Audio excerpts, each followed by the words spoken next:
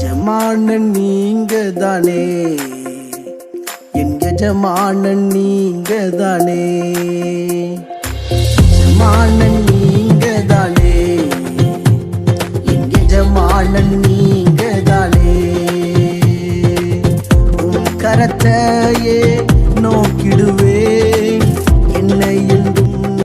ஆண்டவராகிய இயேசு கிறிஸ்துவின் நாமத்தினாலே உங்கள் யாவருக்கும் 2166வது காலை மன்னா செய்தியின் மூலமாக உங்களை சந்திப்பதில் மிக்க மகிழ்ச்சி அடைகிறேன். தேவனாகிய கர்த்தர் இந்த இரவு முழுதும் பாதுகாத்து அற்புதமாய் ஒரு புதிய நாளை தந்திருக்கிறார். அவருக்கு மகிமை உண்டாகட்டும். உங்கள் காரியமெல்லாம் அன்போடு தேவ சித்தத்தோடு செய்யப்பட கடவதாக என்று சொல்லி வாழ்த்துகிறேன், ஜெபிக்கிறேன். இந்த காலை மன்னா பார்க்கிற நீங்கள் ஆசீர்வதிக்கப்பட்டவர்கள். கர்த்தர் உங்கள் குடும்பத்தை ஆசீர்வதிப்பார், உங்கள் பிள்ளைங்களை ஆசீர்வதிப்பார். நீங்கள் கையிட்டு செய்கிற எல்லா வேலைகளிலும் கர்த்தர் உங்கள் கூட இருந்து உங்களை ஆசீர்வதித்து இந்த நாளில் உயர்த்துவாராக என்று சொல்லி வாழ்த்துகிறேன், ஜெபிக்கிறேன். இந்த நாளிலும் நாம் யாருக்காக எதற்காக ஜெபிக்க வேண்டும் என்று சொன்னால், எல்லா சிறு குழந்தைகளுடைய பாதுகாப்புக்காக, எல்லா சிறு பிள்ளைகள் கர்த்தருக்கு பயப்படும்படியாக, பெற்றோருக்கு கீழ்ப்படியும்படியாக ஜெபிப்போம். சிறு பிள்ளைகளுக்கு காணப்படுகிற எல்லா பலவீனங்கள் மாறும்படியாக ஜெபிப்போம். தேவன் பெரிய காரியங்களை சிறு பிள்ளைகளுடைய வாழ்க்கையில செய்வாராக. இந்த காலை மன்னா ஆதாரத்துக்காக எடுத்துக்கொண்ட வேத வசனம் லூக்கா எழுதின சுவிசேஷம் 9ஆம் அதிகாரம் 47, 48 ஆகிய வசனங்கள்.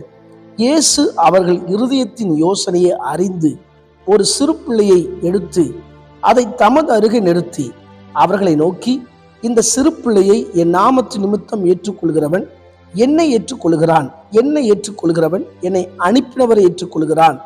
உங்கள் எல்லாருக்குள்ளும் எவன் சிறியவனாய் இருக்கிறானோ அவனே பெரியவனாய் இருப்பான் என்றான்.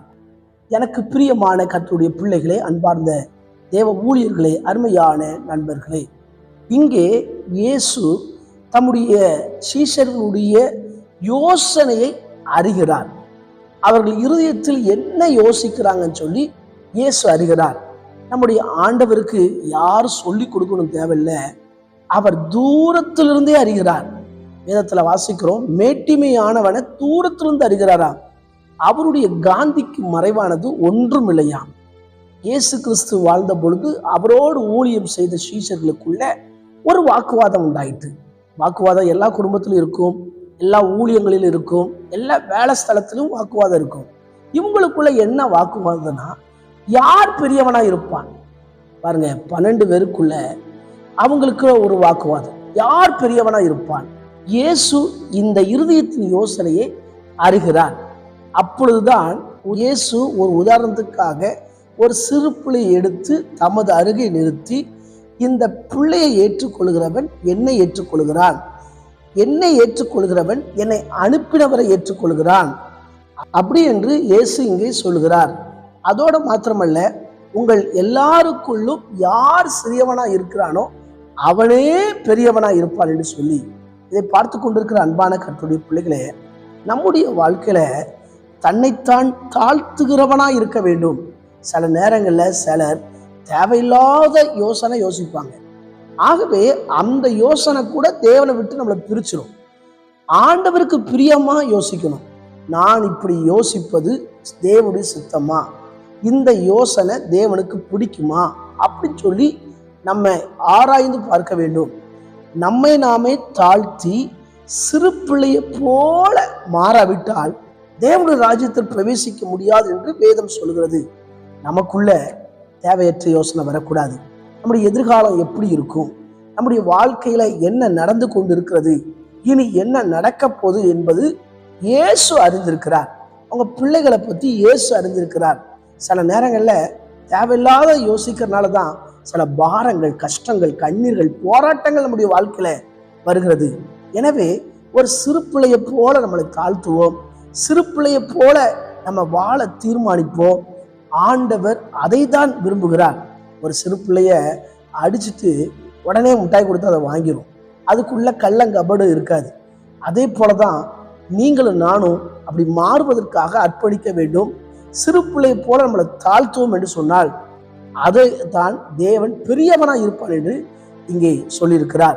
எனவே நம்முடைய வாழ்க்கையில தேவையற்ற யோசனை வேண்டாம். தேவனுக்கு பிரியமாய் வாழுவோம், தன்னைத்தானே தாழ்த்துவோம். எல்லாவற்றுக்கும் மேலாக இயேசு நடந்த வழியில நடப்போம். தேவன் பெரிய காரியங்களை செய்வாராக. கண்களை மூடி ஜெபிப்போம். எங்களை நேசிக்கிற நல்ல தகப்பனை, இந்த வேலைக்காக வருகிறோம். ஆண்டவரே ஸ்தோத்திரப்பா. எங்களுக்குள்ள எந்த வாக்குவாதங்கள் வேண்டாம் ஆண்டவர். உமக்கு பிரியமில்லாத நாங்கள் யோசிக்க கூடாது ஆண்டவரே ஸ்தோத்திரம். எல்லாவற்றிலும் தன்னை தாழ்த்தி உம்மை பின்பற்றி நடக்க உதவி செய்யுங்க. காலை மன்னா நேயர்களுடைய விருப்பத்தை ஆண்டவரை நிறைவேற்றுவீராக. அநேகருக்கு பல பிரச்சனைகள், சில சூழ்நிலைகள், பண நெருக்கடிகள் இருக்கிற ஆண்டவரே, எல்லாவற்றையும் கர்த்தர் மாற்றி இந்த நாள்ல ஒரு ஜெய கம்பீரமான ஒரு வாழ்க்கை வாழ கிருபை பாராட்டுங்க. பிறந்த நாள், திருமண நாளை ஆசிர்வதிங்க. கர்த்தர் உன்னை மேன்மையாக வைப்பார் என்ற வார்த்தை நிறைவேறட்டும் என்று ஜெபிக்கிறேன். இயேசுவின் மூல ஜெபங்கள் ஜீவன் நல்ல பிதாவே, ஆமென். ஆண்டு சுத்தமானால் மீண்டும் நாளை காலை புதிய காலை மன்னா செய்தியோடைய சந்திக்கிறேன். அதுவரை தேவ கிருபை தாங்குவதாக. மாரநாதா, இயேசு வருகிறார். ஆயத்தமாகவும் அனைவரை ஆயத்தப்படுத்துவோம். ஆமென். அல்லேலூயா. Praise the Lord. உந்தனின் சேவை செய்வே எந்த சூழ்நிலையிலும் என் ஜீவன் பிரியும் வரை உண்மையாய் ஓடிடுவே. என் ஜீவன்